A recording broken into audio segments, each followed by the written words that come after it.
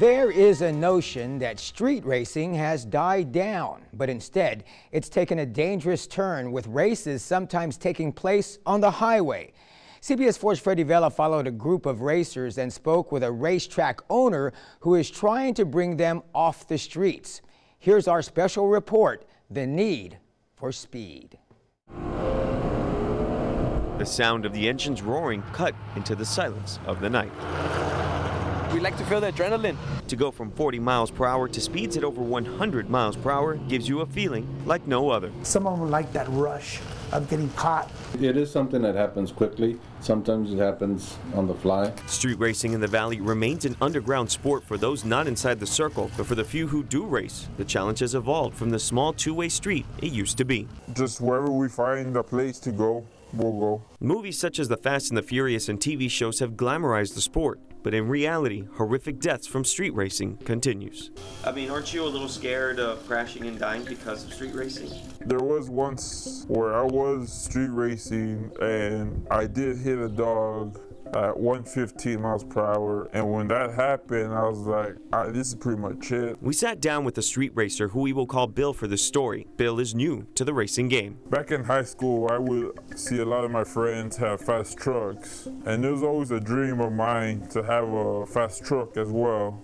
I bought my truck, but I finally ran a 13.5 at 105. Racers can earn hundreds, even thousands of dollars a night from just a few races. Most people do try racing for money, but I don't. That's just not me. CBS 4 cameras followed a crew of racers. Over 50 cars were present, all risking their lives for a rush. You can get arrested. There's a couple charges that you can obtain.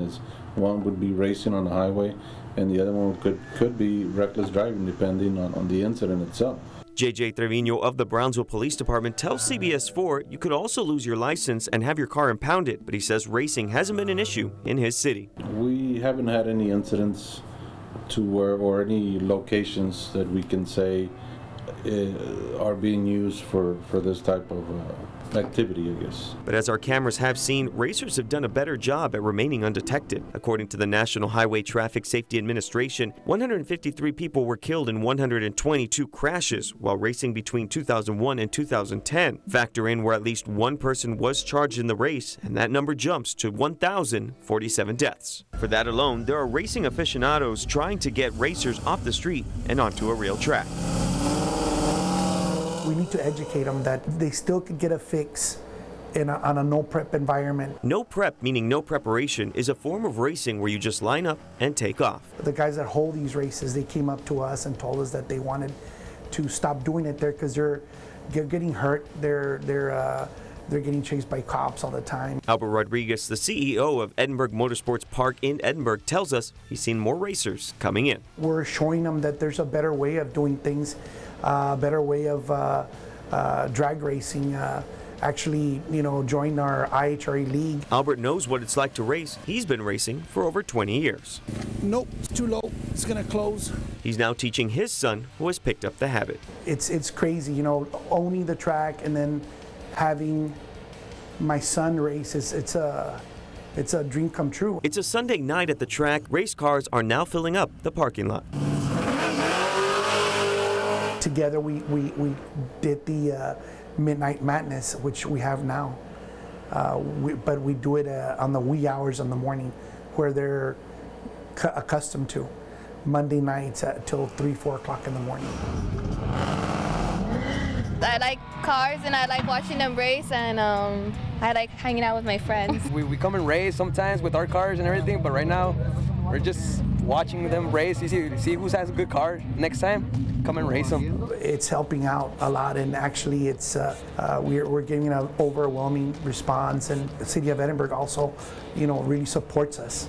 And they're behind us, and they want to make it just, safer streets. Chris Garza, who is here to race, says he's raced on the streets until recently. I feel more comfortable, safer, all the way around. Any aspect you see it, it's a lot better.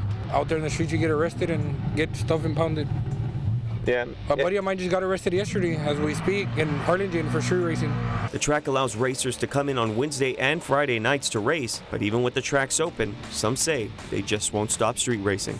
It feels amazing seeing that speedometer hit 120, 125, 130. If you ever have a chance, like, if you're never busy, call us and we'll take you for a joyride and we'll let you know how it feels. What would happen to them if you guys weren't here? They'll go back to the street.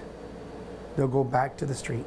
Freddie Vela, CBS 4 News and ValleyCentral.com.